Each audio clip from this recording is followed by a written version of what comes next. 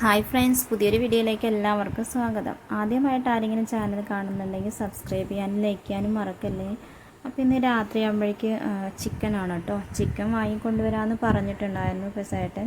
അപ്പോൾ ചിക്കനൊക്കെ കൊണ്ടുവരുന്നതിന് മുന്നേ തന്നെ ഞാൻ സവാളയും തക്കാളിയും ഒക്കെ റെഡിയാക്കി വെച്ചു. പിന്നെ ഇഞ്ചി വെളുത്തുള്ളിയൊക്കെ മിക്സിയിലിട്ടൊന്ന് അടിച്ച് വെച്ചിട്ടുണ്ടായിരുന്നു. അങ്ങനെ ചിക്കൻ വയ്ക്കാൻ ആവശ്യമായിട്ടുള്ള സാധനങ്ങളൊക്കെ ഞാൻ ആദ്യമേ റെഡിയാക്കി വെച്ചു കേട്ടോ. അപ്പോൾ ചിക്കൻ ഇനി കൊണ്ടുവരികയേ വേണ്ടുള്ളൂ. പിന്നെ അതുപോലെ തന്നെ മല്ലിയും മുളകൊക്കെ വറുത്ത് വെച്ചിട്ടുണ്ടായിരുന്നു പൊടികൾ. അധികം ഞാൻ വറുക്കാത്ത പൊടികളാണ് ഇടാറുള്ളത്.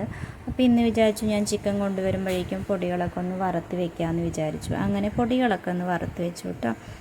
അങ്ങനെ ചിക്കൻ വയ്ക്കാൻ ആവശ്യമായിട്ടുള്ള എല്ലാം സെറ്റാക്കി വെച്ചപ്പോഴേക്കും ചിക്കൻ കൊണ്ടുവന്നു കേട്ടോ പെസേട്ടൻ. അപ്പോൾ ചിക്കനൊക്കെ ക്ലീൻ ചെയ്യുകയാണ് പെസേട്ടൻ. അതേപോലെ തന്നെ ക്ലീൻ ചെയ്ത് കഴിഞ്ഞു കേട്ടോ. മസാലപ്പൊടികളൊക്കെ ഇട്ട് വെക്കുകയാണ്. കുറച്ച് മല്ലിപ്പൊടി മുളക് പൊടിയൊക്കെ ഞാൻ വറുത്ത് വെച്ചിട്ടുണ്ട്. അപ്പോൾ മസാലപ്പൊടികൾ ഇട്ട് വെച്ചതിന് ശേഷം സ്വത്തൂനുള്ളത് ആദ്യം വറുത്തെടുക്കാമെന്ന് വെച്ചിട്ടാണ്. അപ്പോഴേക്കും ഞാൻ അരിഞ്ഞു വെച്ചിട്ടുള്ള സവാളയൊക്കെ അതാ അടുപ്പിൽ വെച്ചിട്ടുണ്ട് കേട്ടോ. സവാളയൊന്ന് വഴറ്റിയെടുക്കാമെന്ന് വിചാരിച്ചിട്ടാണ്.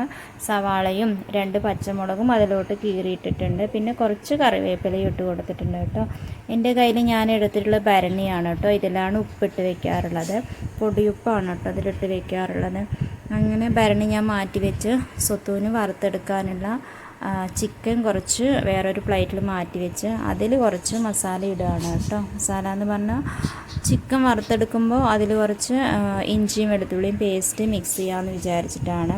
അപ്പോഴേക്കും എൻ്റെ സവാള എന്തായെന്ന് നോക്കിയതാണ് കേട്ടോ. കുറച്ച് സമയമായി ഇളക്കിയിട്ട്. അപ്പോൾ സവാളയൊന്ന് നല്ലതുപോലെ ഇളക്കിയിട്ട് ഞാനൊന്ന് അടച്ച് വെച്ച്. അപ്പോൾ പെട്ടെന്ന് തന്നെ ഒന്ന് വഴണ്ട് വരുമല്ലോ.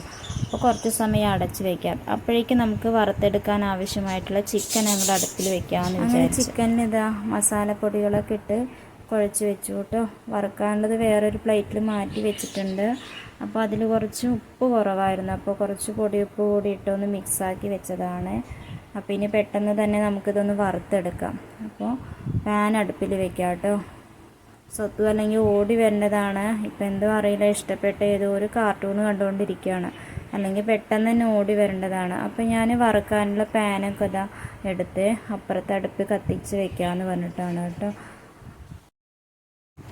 അങ്ങനെ വറുക്കാനുള്ള ചിക്കനൊക്കെ ഞാൻ അപ്പുറത്ത് അടുപ്പ് കത്തിച്ച് അതിൽ വെച്ച്. അപ്പോഴേക്കും നമ്മുടെ സവാളയൊന്നും നോക്കണ്ടേ, സവാള ഒരുവിധം വഴണ്ടി വന്നു കേട്ടോ. അപ്പോൾ ഇനി നമുക്ക് അതിലോട്ട് കുറച്ച് ഇഞ്ചിയും വെളുത്തുള്ളിയും പേസ്റ്റാക്കി ഇതിട്ട് കൊടുക്കാം. പച്ചമുളക് ഉണ്ടായിരുന്നില്ല, അതുകൊണ്ട് ഞാനിതിലിട്ട് അടിച്ചില്ല കേട്ടോ, അരച്ചില്ല.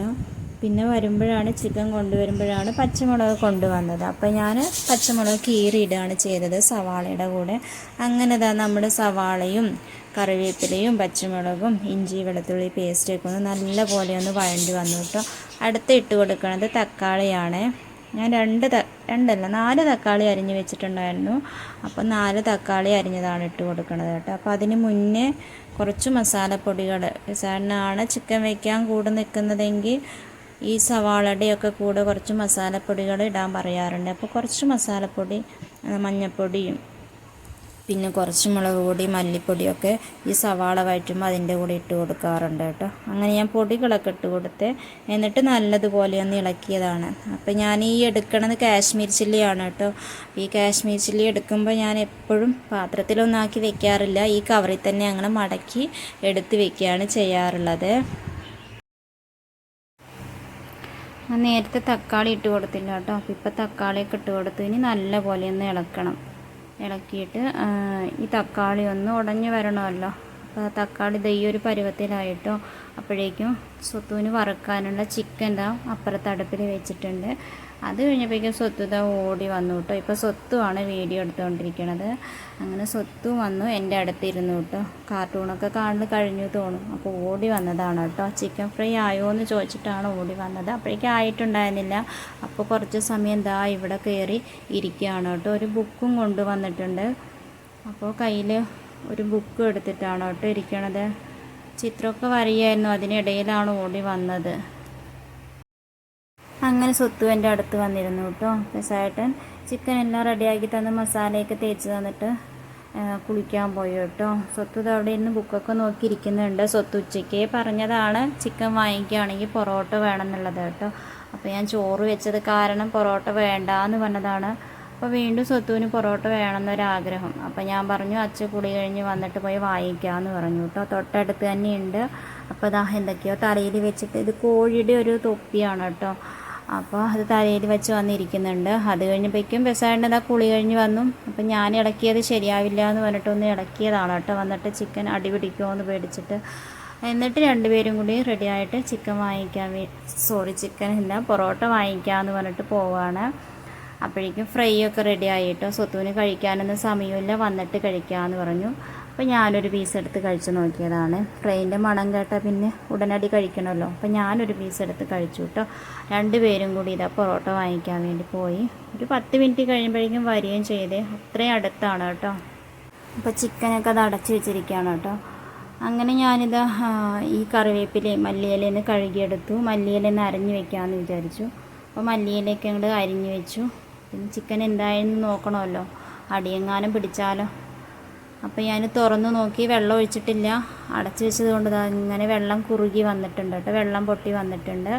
അപ്പോൾ ഇനി നമുക്ക് ആവശ്യത്തിനുള്ള വെള്ളം കൂടി ഒഴിച്ച് കൊടുക്കണം. അങ്ങനെ ഇതാണ് കേട്ടോ ഫ്രൈ ചെയ്ത ചിക്കൻ. കഴിക്കാൻ പോലും സമയമില്ലാതെയാണ് സ്വത്ത് പോയത്.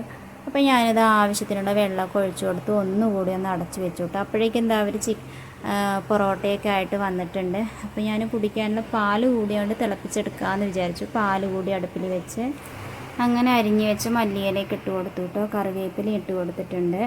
ഇതാണ് കേട്ടോ പൊറോട്ട പാത്രത്തിലൊക്കെ ആക്കി വെച്ചു. അപ്പോൾ ഇനി ചിക്കൻ കറിയൊക്കെ റെഡി ആയിട്ടോ. ഇനി നമുക്ക് കഴിക്കേ വേണ്ടുള്ളൂ. അപ്പോഴേക്കും എന്താ നമ്മുടെ സ്വത്തുക്കുട്ടൻ ഓടി വന്നിട്ടുണ്ട് കേട്ടോ. ക്യാമറയിലോട്ട് നോക്കുന്നുണ്ട്. ഇനി നമുക്ക് ചിക്കൻ ഇറക്കി വെക്കാം കേട്ടോ. ചിക്കൻ ഇറക്കി വെക്കേണ്ട തിരക്കിൽ ഞാൻ ഗ്യാസ് ഓഫാക്കാൻ മറന്നു കേട്ടോ.